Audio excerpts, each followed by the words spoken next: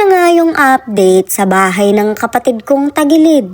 Mare, nagbubuhos na sila sa second floor. Ngayong araw din to tatapusin kaya marami sila ngayon. Yung flooring lang mare ha, hindi yung buong bahay. Si Flash Yarn.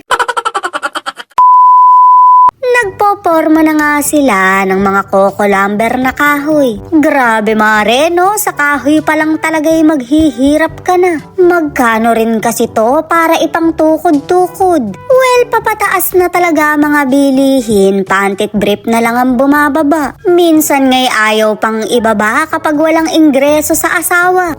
Bakit nga wala nang libre sa panahon ngayon? Ngayon nga rin nila tatapusin yung slab para walang putol. Nang sa gayon mare, walang dugtong-dugtong. Pero eme ko lang yun, huwag kayong masyadong magpapaniwala. Hindi ko talaga alam kung bakit, nag-imbento lang ako.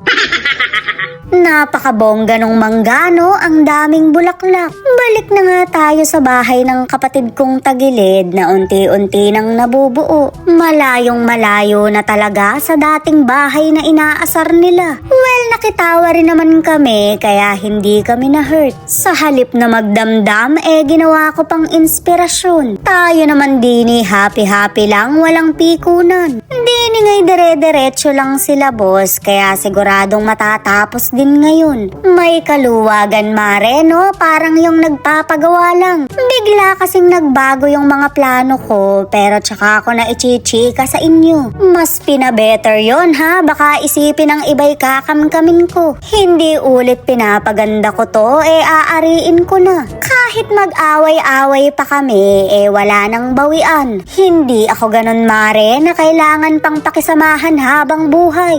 Binigay ko to ng bukal sa puso, isaksak niya sa baga niya. Wow ha, bukal na bukal nga sa puso.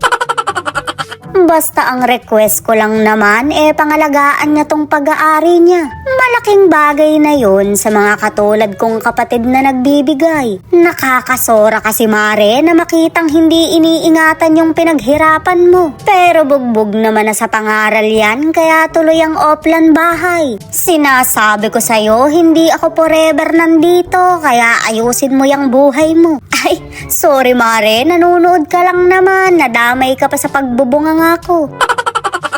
Pakiramdam ko ba'y napakasarap manirahan din dahil napaka-fresh ng hangin. Ang mga kapitbahay kuliglig at kambing. Wala ngang mga chismosa dito mare, bukod tanging kami lang. Excited na talaga ako na makapwesto ng inuman dito. Pakiramdam ko ba'y kapag nagmaoy ako dito, ibaban ako ng sarili kong kapatid. Huwag kang bugok, babawasan ko yung mga poste mo rin